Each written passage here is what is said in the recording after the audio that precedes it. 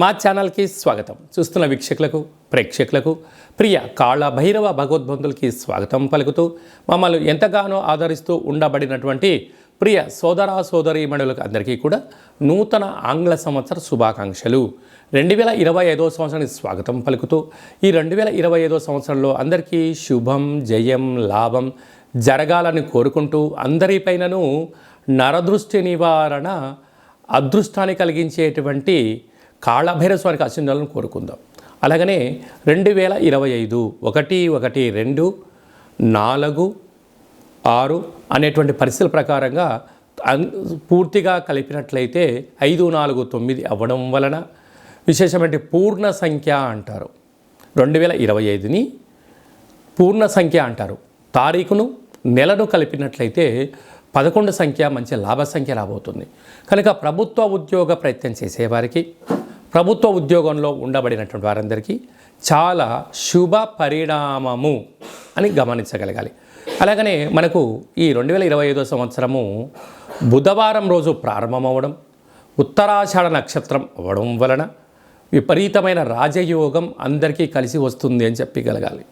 అలాగా 9 సంఖ్య పూర్ణ సంఖ్య అవడం వల్ల అనేక మందికి లక్కీ నెంబర్ కూడా 9 సంఖ్య. కొన్ని కోట్ల మంది ఎదురు చూస్తున్న వారందరికీ అదృష్టవంతులు కాబోతున్నటువంటి సంవత్సరం ఇదని చెప్పి కూడా మీరు గమనించాలి. కనుక ఈ 2025వ సంవత్సరంలో ప్రారంభ కాలంలో ద్వాదశ రాశుల్లో గ్రహ గమనాల్ని ఒకసారి వీక్షింపచేద్దాం. వృషభ రాశిలో దేవగురు బృహస్పతి సంచార స్థితి, మిథున రాశిలో విశేషమైనటువంటి మనకు కన్య రాశిలో కుజ భగవానుడు సంచార స్థితి, అలాగనే కన్య రాశిలో కేతు సంచార స్థితి, ధనుసు రాశిలో బుధాదిత్య రాజయోగం రవి బుధ సంచార స్థితి ఉండడం, అలాగనే కుంభరాశిలో శుక్రుడు మరియు శని సంచార స్థితి, మీనరాశిలో రాహు సంచార స్థితితో నూతన ఆంగ్ల సంవత్సర ప్రారంభ కాలంలో గ్రహ గమనాలు ఈ విధంగా ఉన్నాయి. అందరికీ ముందస్తుగా నూతన ఆంగ్ల సంవత్సర శుభాకాంక్షలు. మేషరాశి వారికి ఈ 2025వ సంవత్సరం ప్రారంభం నుండి, అలాగనే మనకు తెలుగు ఉగాది పండగ నుంచి ఆదాయ వ్యయాలు ఎలా ఉండబోతున్నాయో ముందస్తుగా తెలుసుకునే మానవ ప్రయత్నం చేద్దాం. మేషరాశిలో ఏ నక్షత్రాలు వస్తాయనగా అశ్విని నక్షత్రంలోని 4 పాదాలు, భరణి నక్షత్రంలోని 4 పాదాలు, కృతికా నక్షత్రంలోని 1 పాదం కలిపితే మేషరాశి.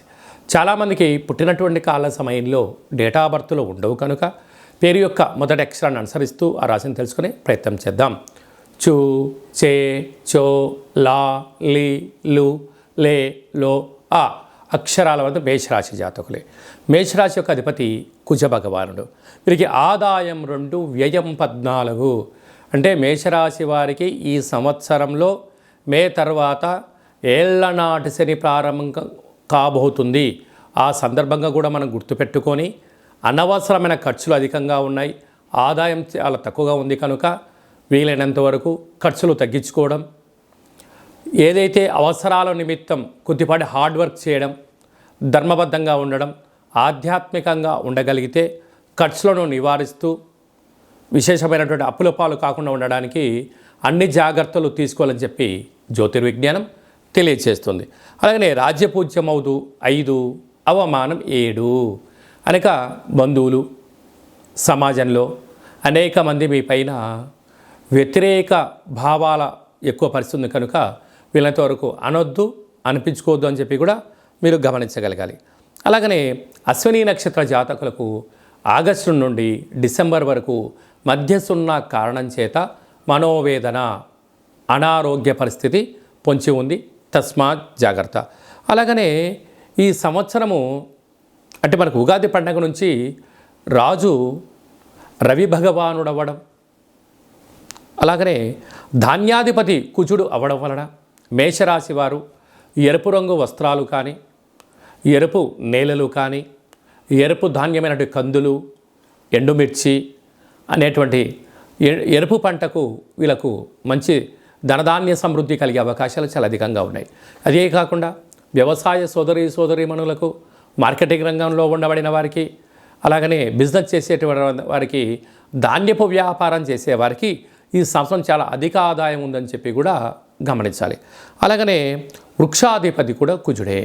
అంటే నర్సరీ వాళ్ళు, వ్యవసాయ సోదరీమణులు, సంపూర్ణ ప్రకృతి పర్యావరణము, అడవులు, వృక్షాలు అనేటువంటి సేవాభావం కలిగిన వారందరికీ కూడా కుజభగవాని యొక్క ఆశీస్సులు. వీరందరికీ మొక్కల ద్వారా ఔషధ వ్యాపారాలు, క్రయ విక్రయాలు చాలా యోగదాయకం అని చెప్పి గమనించాలి. కాకపోతే వీరికి ఈ సంవత్సర ప్రారంభ కాలంలో వృషభ రాశిలో గురువు, కన్యరాశిలో కేతు భగవానుడు, అలాగనే మీనరాశిలో రాహు సంచార స్థితి, కుంభరాశిలో శని భగవాన సంచార స్థితి ఉన్నప్పుడు ఓవరాల్గా ఈ ఆంగ్ల సంవత్సరం ప్రారంభం నుండి ఉగాది పండుగ వరకు మందకొడిగానే సాగే పరిస్థితి ఉంటుంది.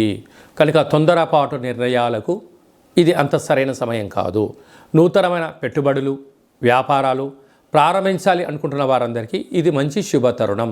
అలా వస్త్ర వ్యాపారులు, నూనె వ్యాపారులు, వ్యవసాయ సోదరీమణులు, రియల్ ఎస్టేట్ రంగాల్లో ఉండని వారు, అలాగనే ఆహార ఉత్పత్తులు, హోటల్ ఉత్పత్తులు కార్యక్రమాలు, ఆహార సరఫరా చేసే వారందరికీ కూడా చాలా మంచి కాలం ఉండే అవకాశం ఉంది. కనుక వీలైనంత వరకు ఈ సంవత్సరంలో మీ ప్రతి నెలలో మీ జన్మ నక్షత్రం రోజున అష్టమి, పూర్ణిమ, అమావాస్య సందర్భంగా దూరావాయు జల ప్రయాణాలు పెట్టుకోవద్దు. వీలైనంత వరకు యంత్రాలతో, ఆయుధాలతో సాహసోపేతమైనటువంటి పనులు చేయొద్దు. వీలైనంత వరకు మౌనం, సౌమ్యం, ఆధ్యాత్మికత, జీవనశైలి, ప్రతిరోజు సూర్య నమస్కారం చేయడము, ప్రతిరోజు కాళభైరవ మంత్ర సాధన చేయడం కానీ, అష్టకాన్ని వినడం కానీ, కుక్కలకు కానీ, పక్షురాజు అయినటువంటి కాకులకు ఆహారాన్ని పెట్టడం వలన సకల నరదృష్టి తొలగిపోయి ఏలనాటి యొక్క శని తీవ్రత తగ్గుతుందని చెప్పి కూడా గమనించాలి. శని భగవానుడు వస్తూ రాజయోగాన్ని ఇస్తాడు. ఎప్పుడు సత్కర్మ చైవ సత్ఫలిత అంటాడు. అంటే నువ్వు మంచి కార్యక్రమాలు బాగున్నప్పుడు చేసినట్లయితే, కాలం బాగోలేనప్పుడు ఆ సత్కార్యక్రమాల పుణ్యం వలన మనం అధోపతి కాకుండా ఉండడానికి అవకాశం ఉండేది. దుష్కర్మ చైవ దుష్ఫలిత, నువ్వు ఏమైనా చెడ్డ కార్యక్రమాలు చేసినప్పుడు కాలం అనుకూలంగా లేనప్పుడు ఆ యొక్క ప్రభావం పడి శారీరకంగా, మానసికంగా, ధనపరమైనటువంటి చిక్కులు పొంచి ఉంటాయి అని చెప్పి కూడా మీరు గమనించాలి.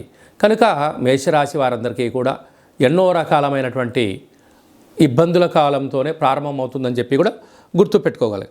అందుకే మనకు ఉగాది పండగ నుంచి 3వ స్థానంలో గురువు, 5వ స్థానంలో కేతువు, లాభస్థానంలో రాహు, వ్యయంలో శని భగవానుడు ఉంటున్నాడు.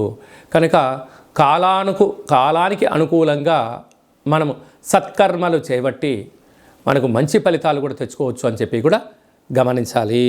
2025వ సంవత్సరం అంతనూ కూడా జనవరి నెల నుండి డిసెంబర్ వరకు అందరము అద్భుతమైన విజయం సాధించగలగాలి అన్నట్లయితే ఈ యొక్క 2024 31/1 అంటే 12వ నెల 31వ తారీఖున 2024 మంగళవారం పూట సంవత్సరం ఇయర్ ఎండింగ్ రాబోతుంది. కనుక వీలైనంత వరకు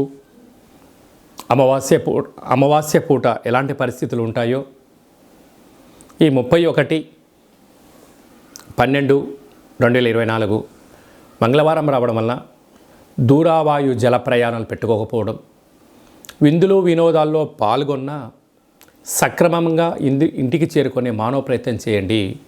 2025 స్వాగతం పలుకుతూ మంచి జీవితాన్ని స్వాగతం పలకడానికి మంచి ఆధ్యాత్మికమైన కార్యక్రమంలో పాల్గొనడం వలన సంవత్సరం పొడవునంతను కూడా విజయం మన సొంతమవుతుందని కూడా భావించగలగాలి.